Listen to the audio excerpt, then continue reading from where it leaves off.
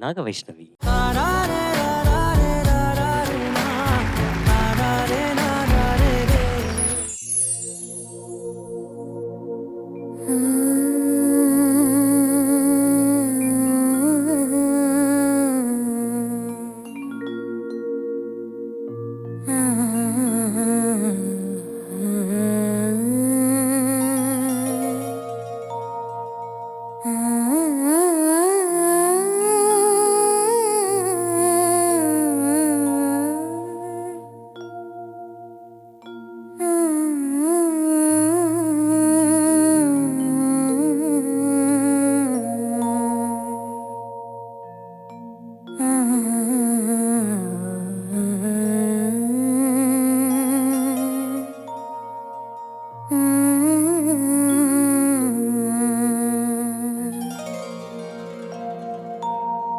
మేఘమా దేహమా మెరవకే ఈ క్షణం మెరిసిన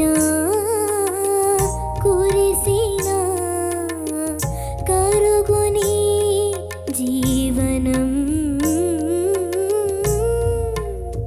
మేఘమా దేహమా మెరవకే క్షణం మెరిసిన కురిసిన కరుగుని మెరిసిన కురిసిన కరుగుని జీవనం మేఘమా దేహమా మెరవకే క్షణం.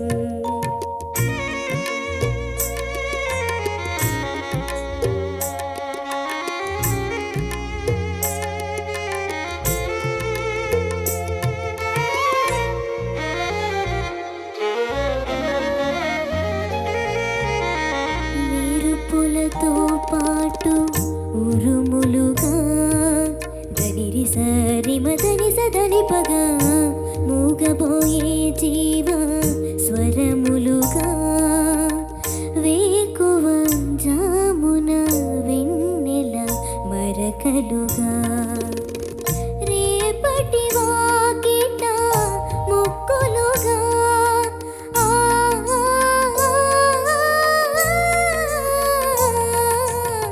స్మృతిలో మిగిలే నోవులుగా వేసవిలో మంచు పల్లకిగా మేఘమా దేహమా మెరవకే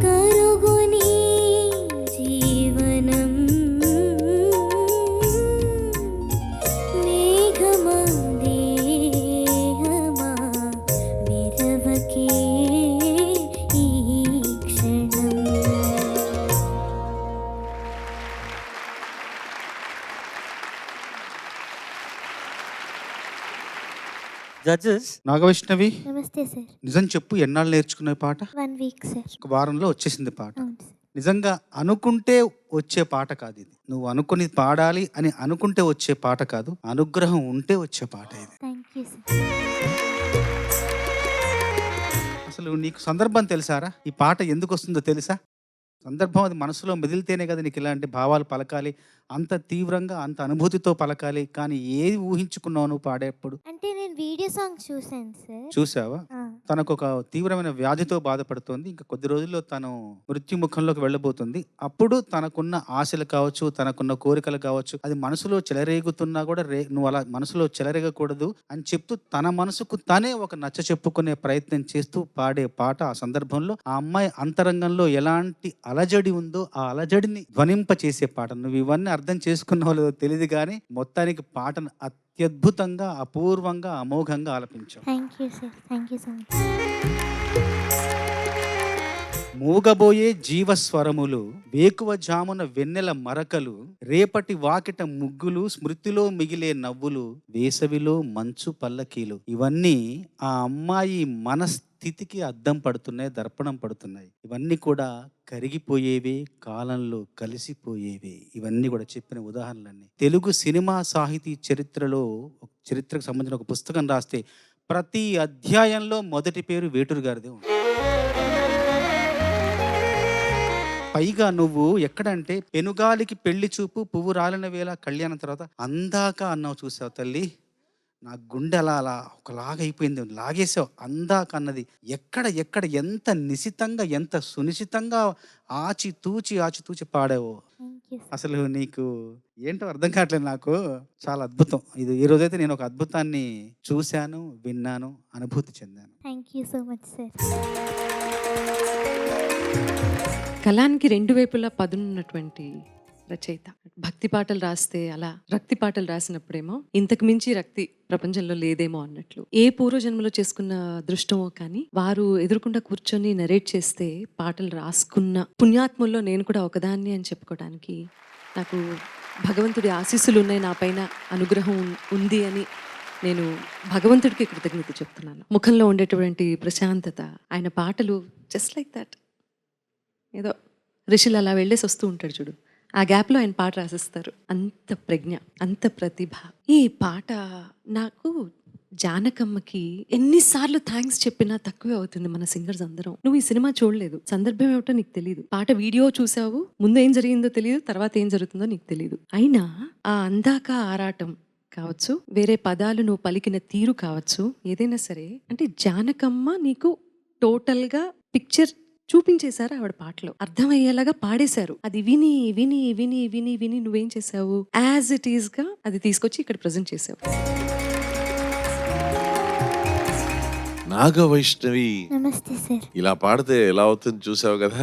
బోస్కర్ అందాక అందాక ఆహా అందాక అందాక అంటే అంత ఎంజాయ్ చేశారు. ఓన్లీ 3 letters అంతే, ఇంకేం లేదు. 3 letters లో నువ్వు ఆ భావపూర్ణంగా పాడుతూ ఉన్నప్పుడు he got so excited. అలాగే సునీత గారు, నేను ఒక చిన్న సలహా కన్నా దీన్ని రిక్వెస్ట్ అని చెప్తా.